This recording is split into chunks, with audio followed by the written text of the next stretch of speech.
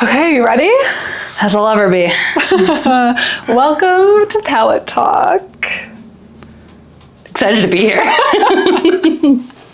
Sorry, I'm already just too focused on this thing. So, this is the notorious Quinn that has been mentioned a few times in the previous episodes.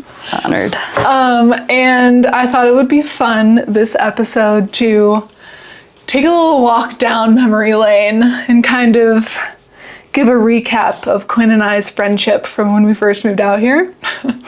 But before that, I want to know what you're painting and why you're painting it. I am painting a picture of Mount Fuji from kind of like a countryside little Airbnb that we were staying at this past fall when I visited my friend Regina. Cute. Yeah. What inspired you to choose this photo? Just because it was a good trip? It was a really fun trip. And I just liked the colors of this picture and just kind of how simple it was, but really pretty. And it just reminds me of just like how quiet it was there and just peaceful. I would have never expected you to say it was quiet there. I mean, this was like in the countryside when we hiked Mount Fuji.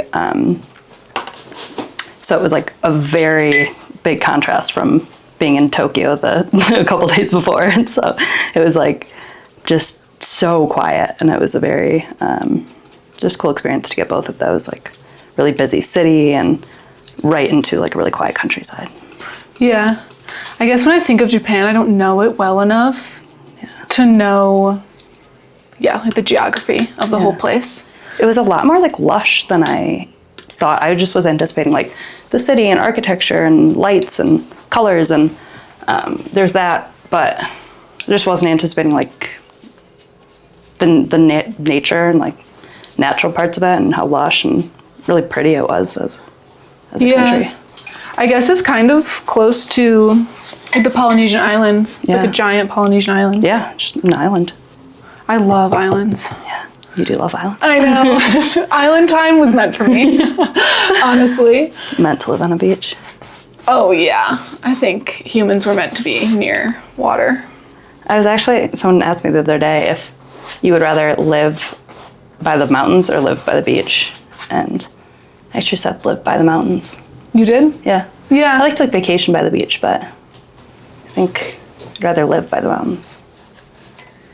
I mean, I guess that's why we like moved here ultimately. I am also painting mountain. I am painting a photo that Josh took of me skiing in Utah a couple years ago at Snowbird. The mountains were really pretty there and there's like nobody in the background. It's really cool. Yeah. So we're gonna start this little walk down memory lane with when we first became friends. So Quinn was my very, very first friend. When I moved to Denver, I had moved here knowing nobody in February of 2020. And you moved? December of 2020. December 2019? Or 2019, yeah. And like long story short, a girl from my sorority at MSU knew Quinn through her hometown. Shout out Claire. Shout out Claire. Quinn also went to MSU, but I didn't know her during that time. And Claire had posted on her Snapchat story, like, Denver's newest residence. And it was Quinn. And I was like, hey, can you give me that girl's number? Like, I'm moving there and I don't know anybody. So she gives me her number. I text Quinn and I'm like, hey, like, do you want to hang out? And Quinn's like, yeah. Which, thank God, because I had no friends. Quinn's like, I don't have any friends. Do you want to go on a hike? And I'm like, yeah, I want to go on a hike. I only had a bike at the time, so I was like desperate to get into the mountains. And Quinn shows up. She like turns into my parking lot. She gets out to like introduce herself and give me a hug. And she goes, I didn't take my Adderall today. Do you want to drive? I was like, no, it's okay. Like, I'm good. So Quinn's driving to this. Oh, the best part was the hike we were doing was like top 10 hikes to do within 30 minutes of Denver. And we're on our way, and there's like a dirty piece of like snow in the middle of the road. And Quinn like swerves to squash the piece of snow. Not to avoid it. No, she didn't try to avoid it at all. She swerved to hit it, and it was a rock. And it blew out her tire.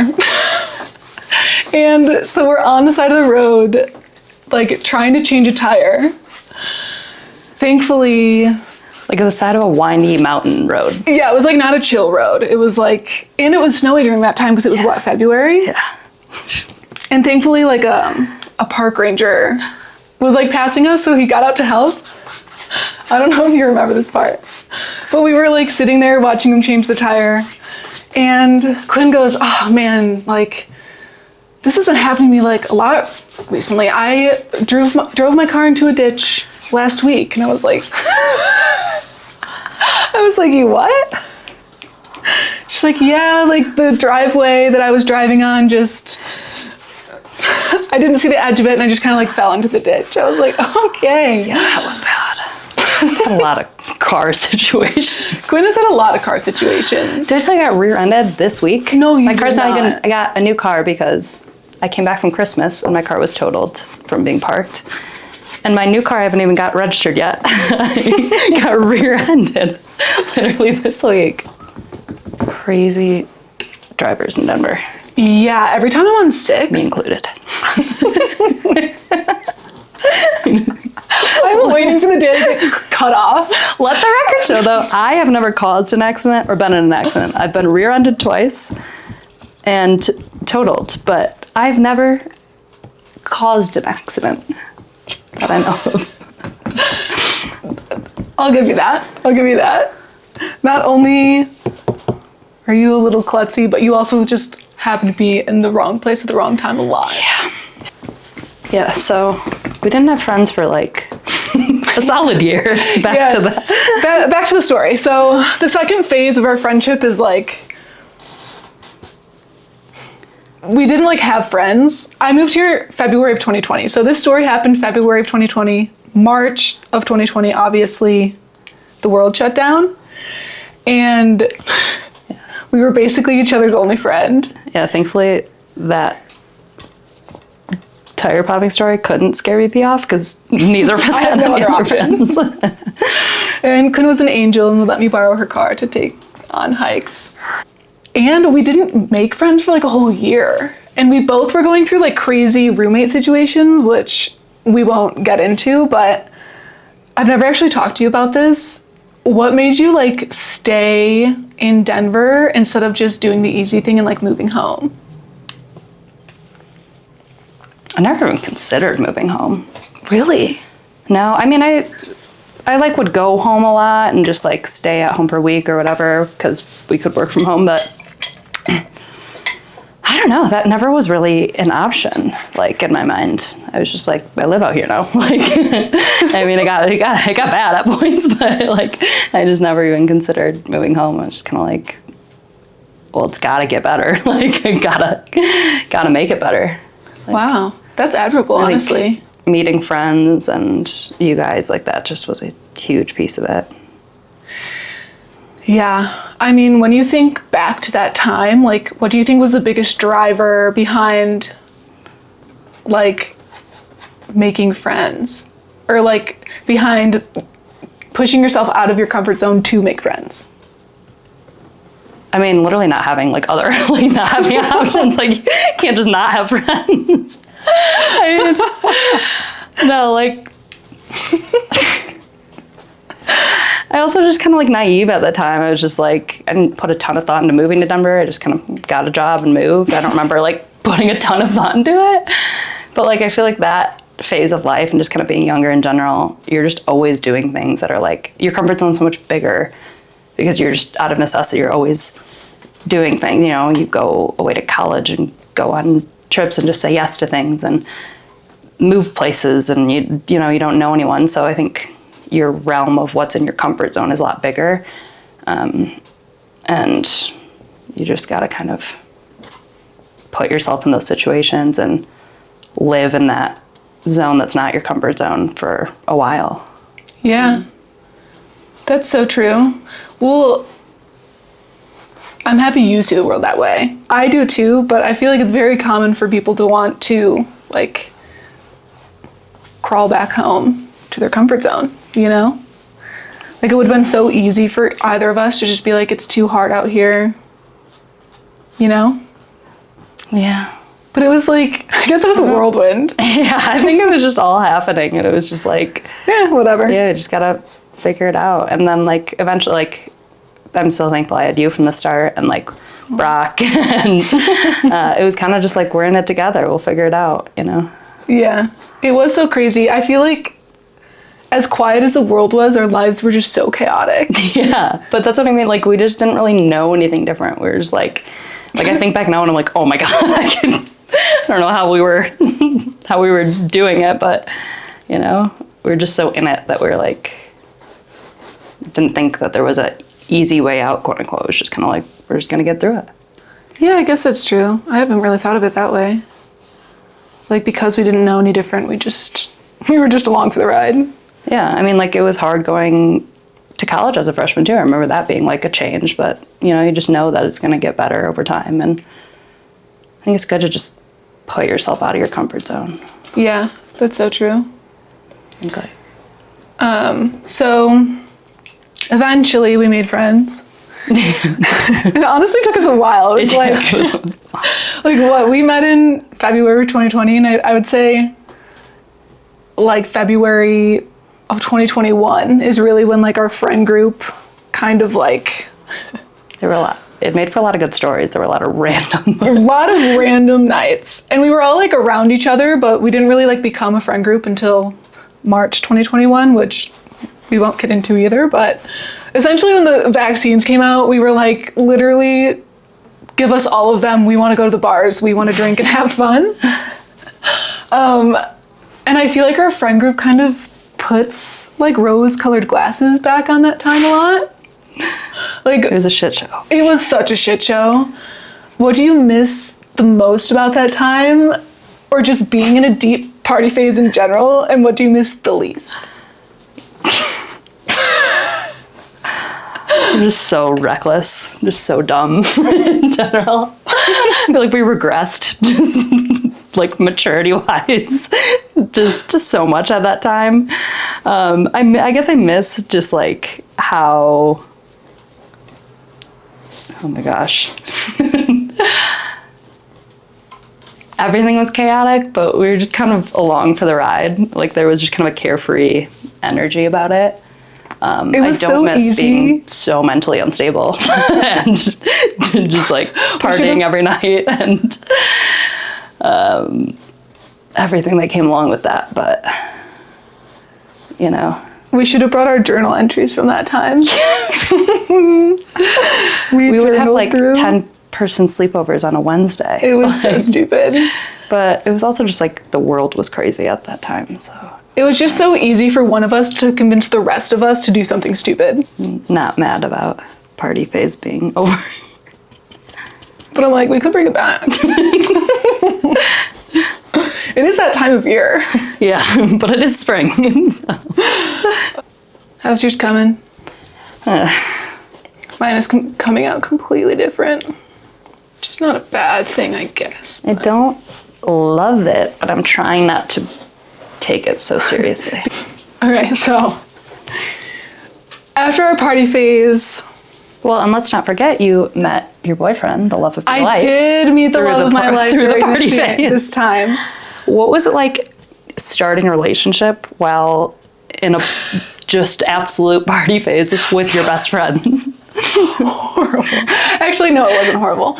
It was, I remember when we got into a relationship thinking to myself, like, I'm glad we're starting to make our memories now. Like, I feel so fortunate that, like, we get an extra piece of our life to have memories from. That's a cute way to think about it. But, and I mean, you guys were really good about, like, still having your relationship be separate and, like, setting those. Okay. We would go on date night, and we weren't good about it, but you guys would be like, oh, you're having date night? We're having date night? Our friends would just have our location and show up and be like, you guys didn't tell us you were getting dinner. And we would be like, yeah, you like weren't invited, but sure, like pull up a chair. You're not allowed to have a date night. Yeah, we're not allowed to have date nights. What? But that piece was fun. However, I feel like we did have a lot of just stupid fights that were unnecessary. Sure. As I feel like anybody without their brain fully developed yet usually has. Sure. But that is fun that you kind of went through that phase together. Yeah, it was fun. I was talking to this about Brock. I am very thankful that we are like in the same friend group. Yeah. Like, how has it been having to split your time now that you have a boyfriend? I mean, it makes it easy because I love his friends and they're wonderful. I mean, it's an added layer that he, up until very recently, well, I guess he still does, live in a different city. It's only 2 hours away, so it's like fine, but I couldn't just be like, oh, we're all out, let's all merge our friends, you know, like it was very separate. Like, I'm here with my friends or there with his friends. And, you know, just being here for 5 years and only having my friends and being able to do like anything that I want with my friends, it was a little bit of a adjustment just to like, to be like, I'm gonna miss out on things and that's okay. Like, and I'm happy to do that. We don't help that. Like, we give you so much shit, I'm sorry. Before we started, I was literally giving her shit. Yeah, but no, it's good. It's fun. It's been fun to see his world and hang out with his friends, and it's helping me get over FOMO. Yeah. I'm already doing what I said I wasn't gonna do, which is hyper-fixating on things. That's okay. We can take as long as we want to. Like, we can always throw on music at the end and just get after it. That's always the fun part anyway.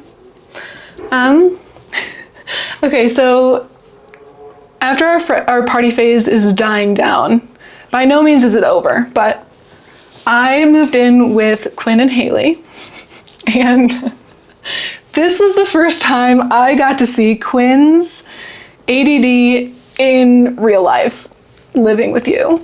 I'm gonna tell a little story when I first moved in, the first day. Whatever do you mean? Quinn comes home with like a bunch of baking ingredients after Pilates, and she's like, Quinn bakes, Qbert bakes on Instagram, and when Quinn bakes,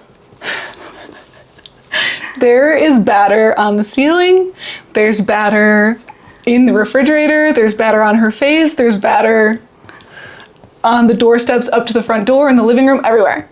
Which you do always clean it, which... It's a messy process, but my Instagram bio at the time was world's messiest baker. And true that is. So much so that we had a cabinet in the kitchen called Quinn's Cabinet. And it was full of her baking things, and when you would open it, things would just fall down. So I have a question. When you move somewhere new, do you purposely organize each drawer? Like a junk drawer, or does it start orderly and then it turns chaotic? It always starts orderly. The way I kind of like just like live in general is like, I like clean something and organize something like to the extreme, and then it'll be like that for a little bit, and then it'll just like devolve into chaos. And then I'll like clean it and organize it to be like super organized, and then it'll devolve into chaos, and kind of a fun cycle. It is a fun cycle. Another Quinn thing is no caps on everything. What's up with that? The no caps on... I don't know, man. The caps are tricky. One time, Quinn was up in the mountains, and we were meeting up with her after. We were having like a Friendsgiving up in Vail, and Quinn goes, oh, I forgot a bunch of like stuff for my meal for dinner. Can you guys bring up like these ingredients? And Haley and I were like, there's no caps on any of these ingredients. How are we gonna get these in the car and then up to Vail? But it was a fun activity for you guys to figure out. It was, and the best part was I'm like, how do you do it though? But well, you do it. I'm not typically transporting all of my My sisters came to visit and they were like, there are no caps on anything. And I'm like, oh, that's Quinn's drawer. Oh, so that was my first experience with typical ADD behavior. When were you diagnosed with ADD? Is it ADD or ADHD? ADD. I don't know. I don't really have the hyperactivity. I guess kind of, but when I was in 6th grade, my mom basically was just like, "You're gonna start taking Adderall now," and I was like, super embarrassed about it. Oh. And didn't even tell my brothers until like high school, and then they were like, "You had Adderall this whole time?" It's crazy to me that kids who are like put on Adderall young are usually like they don't like it or they're embarrassed about it. Well, yeah, and like when you're like 12, you're like, was anything explained to you, or did they just like? No, of course not. They just like take this pill. They were just like, take this. Yeah, there wasn't really like anything like formal process wise. And I mean, obviously, like I was a good student, like it helped in school, but to me, like hyper focused. If anything, I was like cracked out for 6th grade. Yeah, through college. What do you think the biggest like misconceptions about it are? And have you noticed that they've changed since like middle school to now? Yeah, I think there's a lot of misconceptions. And again, like especially back, 10, 15 years ago, when just like misconceptions being that people who have ADD are like incapable or not smart or like too scattered to be like successful or driven or any of those stereotypes or misconceptions. Like, I feel like you're definitely driven in all of those things. Yeah, and maybe some of those are just like personalized misconceptions, but I don't know, some of the most like capable and smart and creative people I know have ADD, and it's just taking a different path to get places. Okay, I actually was wondering about this when I was writing my questions. Do you ever wonder if humans, like, our default was ADD and like our modern world just doesn't revolve around it? Well, I mean, that's definitely true that society isn't like built for people who are just like neurotypical of any, of any kind. And so I think that's another misconception too, is that like taking Adderall or a pill is just to like fix you or like make you normal. It's like, it's just to help your brain be able to like overcome the hurdle to be able to focus on something that you need to focus on. Yeah. And there is also things other than pill, like strategies and coaching and just like different habits and tactics that you can learn. That's not medication, but. Have you learned any of those? I think everyone kind of like whether or not it's actively learning or like consciously learning, people, find their own ways to get by, like just like to figure things out and like stimulating with working out or just different things. Another misconception being that like people with ADD can't focus on anything. Like people get like you get hyper focused on things. It's just being able to focus on what you need to be focused on is the issue. Has ADD affected like your relationships? Whether it's friends or romantic or like your parents or family? I never really personally had that, especially being like medicated and being aware of it. Like if anything, I was like I'm always hyper aware, at least try to be, of paying attention to people. And but I'm sure it does affect my relationship in a lot of ways that I just don't know. It also just like, it's just like my personality, it's just me. I don't like see it as like something that I have, it's just like. Yeah, no, I feel like you are like, I don't know if this is gonna sound mean. Like, I feel like if I was to explain somebody who had ADD, I'd be like, you should meet Quinn. As in like, but I don't see it as anything that would ever like stop you from succeeding. Yeah. If anything, I see it as something that helps you succeed. Yeah, I mean, I certainly don't see it as a negative thing. But it took a while to kind of like literally like last year to like really like understand it in my own head to a point where like I accepted that it is something that I have. Like I feel like for a long time I like kind of fought it. Like I don't like, I'm normal. Like I don't have it. Like now I'm like, yeah, it's just so, like, it's just a way that my brain works a little bit differently, and it doesn't impede my life, or if it does, it's in ways that like I can, you know, navigate. I mean, you were going to like, you don't have to talk about this if you don't want to, but weren't you going to a therapist that was like specific for ADD?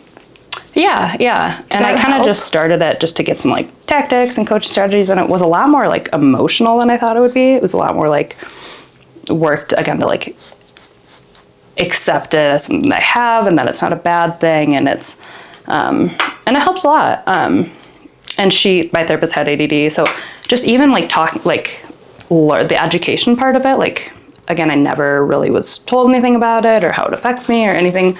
So it was a lot of just learning about like what it is and how it presents differently in males and females, for example, or like how it impacts your emotions, and just all sorts of things that I just had no idea about it. So it was helpful just to like hear from someone who had it and like knows a lot about it, and yeah, it was a cool experience.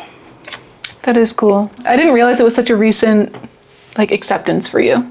Yeah. Or like a recent, I guess it's a continuing journey. Life is a continuing journey. But how is your painting going? I want to see it. I need more white too. Going poorly.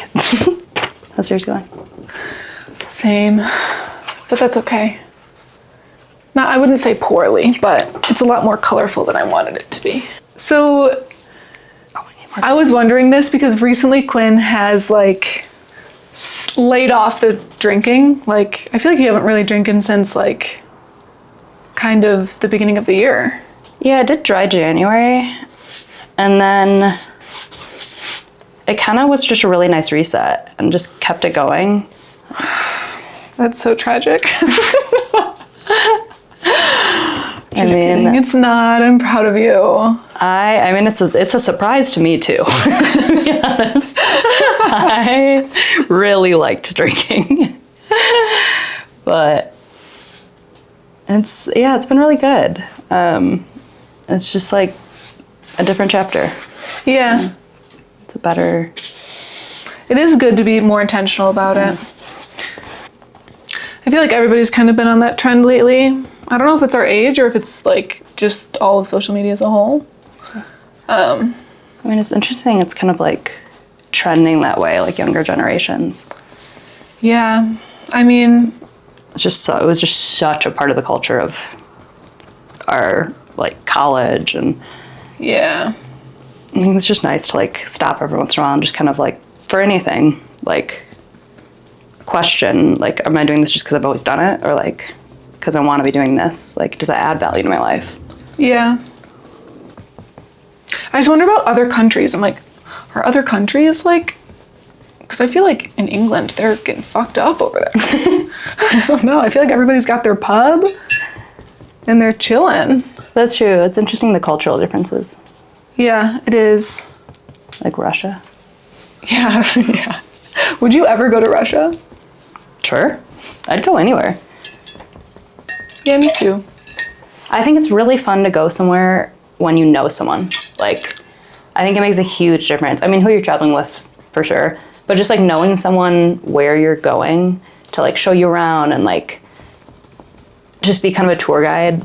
Like Regina living in Japan, it was so nice having that. Like, we would have figured some stuff out, but like it takes so much pressure off. Yeah, and it's just so much more fun just to like go somewhere that people can show you that they like, and kind of seeing a slice of their life.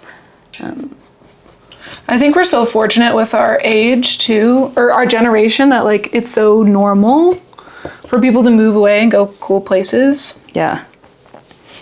That is cool that we have that like opportunity even to begin with. Who would be your dream guest other than me, obviously? Dead or alive? Well, let's go live. Let me actually think about that. Jim Carrey. Oh. Yeah, because He's a painter now. Yeah. Yeah. I would love to Get him hear. on the pod. Come on, Jim. Come on, Jim. I would love to hear like why his life shifted towards that, or Ed Sheeran. Ed Sheeran paints as well. He loves to paint, and he would be a fun guest as well. Yeah. I feel like he's like our generation to the core, you know. So a tweet once I was like, I don't even think I can say that. What is it? I've never given my consent to listen to an Ed Sheeran song. Because it's true, it kind of just like plays in lobbies. It's always around. Oh, that's too good. It's so true. Should we do the fun friend game? Oh yeah. Okay, this next one is from Henry. Okay. And he wants to know, what was the most important decision you've ever made in your entire life? Okay, Henry. Oh boy. I mean, moving to Denver was, again, I didn't like think of it at the time as like the most important decision, but it started a chain of, you know what,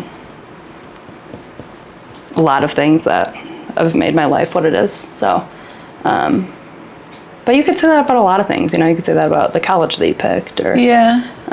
Before I chose to move here, I remember thinking to myself, this is a really big decision. Like, this decision is going to change my life forever. oh, I definitely didn't think about it at all. I was just like, I want to move to Denver, I want to go hike.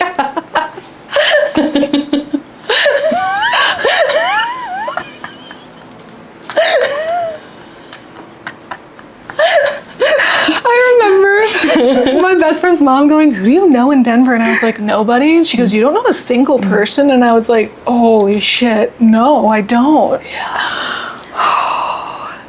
It's Quinn's like, la la la. like, you just do that, or at least I just did that when I was that age. I was just like, oh, we'll see how it goes. I feel like now I'm just so much more like, you know, back to the comfort zone thing. Like, I feel like you get older and you get kind of in more and more in your comfort zone. It's harder to just like do crazy stuff like that.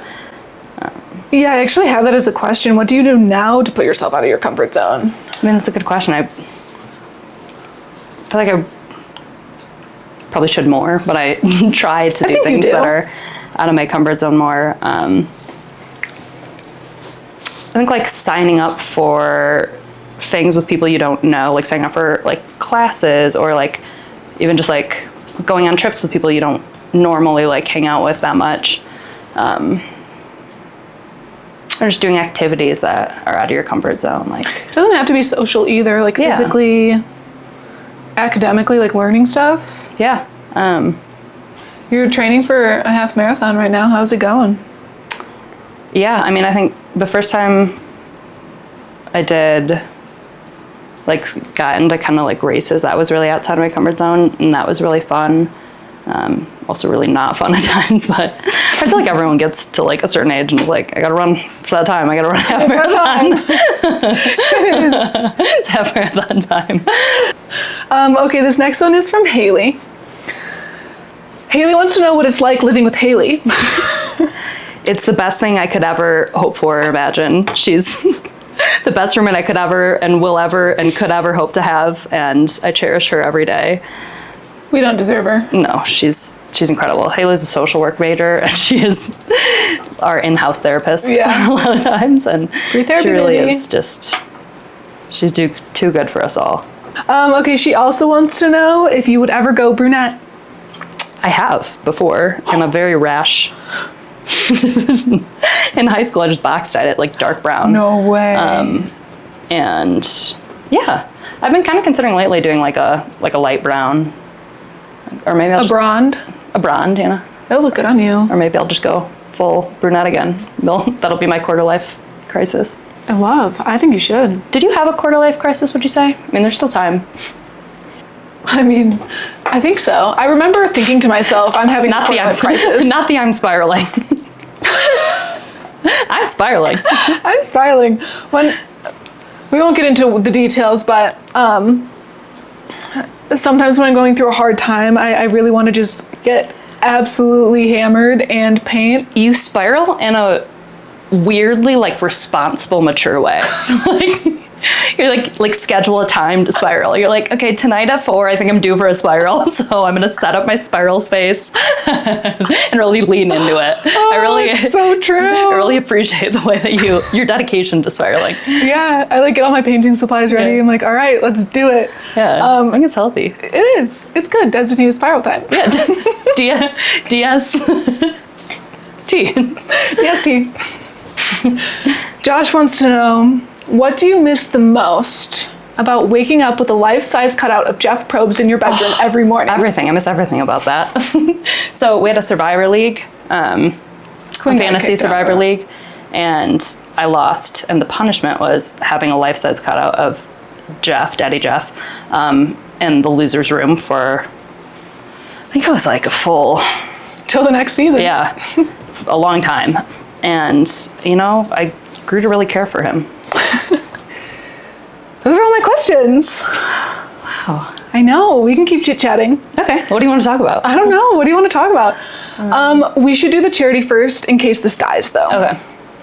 So I picked the Nature Conservancy, which is a global nonprofit dedicated to conserving our water and land and wetlands. Is it based in Colorado? It is global, so I think it's like global. 80 plus countries. No, you're good.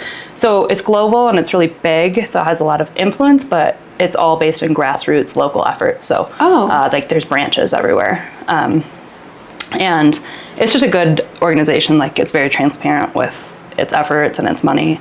And it's done a lot of good to conserve our planet, and especially when our government is not doing that. Doing the opposite of that. I really appreciate having organizations and long-standing organizations that have been doing it and will continue to do it despite, the changes in power. Exactly. Yeah, that's super important. Yeah, and that's how I kind of decided I wanted to move to Colorado, was when I was like 13 or 14, I went on a backpacking trip and just kind of fell in love with it. And it's a great state to fall in love with. Yeah, I just kind of always had it in the back of my head. Do you remember the first time you saw mountains? Oh. No, that's a good question. No. Wow. Do you? I do. Well, there was one, when it really hit me, was the very first time I ever went backpacking, which was in Seattle. And we were backpacking Mount Rainier. And I remember looking around. I had no idea what to expect. My friend was just like, buy all of this stuff. And I was like, okay. Okay. And we went, and I remember thinking to myself, I am in a real life Bob Ross painting right now. I have to live over here. And that's all I kept saying to myself. I was like, I cannot believe this is real. Yeah. I can't believe this exists. I just feel like I'm in a Bob Ross painting. I don't know how else to explain it. That's just like, yeah. It was the best. I remember on a family trip, we were in, we did like Bryce and Zion and the Grand Canyon and all that, and we were hiking the Narrows. And I remember just like looking around and being like, I'm literally in National Geographic. Like, it's so cool. Like water up to our chest and like, that's so cool. Like, whoa. I still haven't gone over there. I really want to do a big loop around like through Utah, down up California, through like Idaho and Montana. Yeah, it's just like another world. It's wild. It is. It's so crazy. Even when we go to Moab every Halloween and do a silent disco. But Moab is just wild. Like just the desert. The desert is crazy. What's your favorite place you've ever been? My favorite place I've ever been. I need to think back in my whole life. That's a big question. I think St. Bart's. Yeah. I'm trying to think if there was anything in my childhood. But St. Bart's, it was like a random trip Josh and I took. We won't get into the dirty deets. But I just couldn't believe how the islands down there are like similar to Hawaii too. Like it looks like Jurassic Park. It's cool. Yeah. But that island specifically, the fact that it's French was so cool to me. Yeah. I just love islands. I think they are. Ooh, or St. John's. Any island. Would you live on an island? I would love to live on an island. I feel like I would get island fever. I think about that too. I would definitely have to be fortunate enough to like fly at my leisure back to the mainland and Sure. like spend whatever holidays I would want and still be able to ski and do all that. But I think now that like life just slows down as you get older, like it doesn't sound half bad to just Yeah. take your time, you know? Yeah. I always wanted to live in Brazil really bad because they're known for having like island time, even though they're on a big continent. I would like to visit there. Brazil would be really cool. Anywhere in South America would be cool. I guess I was always just taught as a kid, like, it's so dangerous, it's so dangerous. Which I'm sure there are parts of it that are, and it would be hard to, like, with the language barrier, like, just know if you're in a dangerous area or not. But definitely on the bucket list. What's your favorite place? You've been to a lot of really cool places. Yeah. Studying abroad in France was cool. So I really liked being able to just see all different parts of Isn't it crazy France. how quick they can get around there? Yeah. And I just love Europe in general. Austria is beautiful. But as far as like favorite trips go, I really, really liked Costa Rica. And Tony has a friend in Costa Rica, so speaking of visiting people you know, I really want to go visit Costa Rica. Can we all come? What's your favorite movie? Oh man, you know me. I'm not a movie person. I know. Horton Hears a Who. When I was in a little stoner phase for the like, I didn't really know. Like I was still sneaking around with weed, you know? Watching that movie, I was like, wow, we are living on a speck in space. That's crazy. Oh. I love cartoons in general. I just like that they're like a pleasant watch. Oh, we saw the Minecraft movie. Oh, how was it? Not that good. But you know, figured I'd let you know that. Yeah. Thanks. I won't go see it now. Were you planning on it? Oh. I do like Jack Black a lot. Yeah. It was definitely like catered towards, I think it would be, you know those movies as kids where like they always came on sometimes, so you watched them sometimes, and like they weren't a staple of your generation, but like if you dig in your memory, you can remember them. Name one. Like the Allie and AJ movie. Did that? Yes. Yeah. Like just random movies like that would come on like Disney Channel. Yeah. That's what it reminded me of. Sure. Like I'm sure kids will like it and it'll make its money and it'll come on sometimes, but I don't think they were aiming for movie of the year unless they were. And if they were, then I'm sorry for trash talking it, but it's just they didn't really have any like character development, honestly. Yeah, well, it is a Minecraft movie. It was a Minecraft movie. Are there any in theaters you want? Lilo and Stitch is coming out soon. We gotta go see that. Oh, I'm excited to see that. We should do a whole Hopefully it didn't just ruin it. What? The Lilo and Oh, Stitch. I know. Well, the coolest thing about the original Lilo and Stitch was like all of their music was made by like elementary schoolers in Hawaii, which is so cool. Yeah, I just hope it like honors the... It was all watercolor too. It's one of my favorite children's movies. Yeah, it is a cool aesthetic. Yeah. Because I think she's supposed to be like 4 in that movie. Yeah. Just so young. I think she'll be older, obviously. Are there any movies you're like excited other than that one? You're more in the movie realm than I am. I like movies a lot. No, I'm more into like shows right now. I don't know. What shows are you watching? Well, Severance just finished, and that took a lot of emotional commitment. Are you watching Studio? Yeah, that's been good. Talk about anxiety. I haven't watched it this week. I waited for Josh. Oh wait, it comes out tonight. Yeah. Oh my god. Yes. What else? Seth Rogen just like never disappoints. Honestly, It's great. Did you watch Platonic? Yeah, I loved Platonic. I liked that too. What are your like? So Quinn is very good about having like a traditional movie. Like in the fall we have to watch this movie, and in the winter we have to watch this movie. Do you have any for spring and summer? Oh, that's a good question.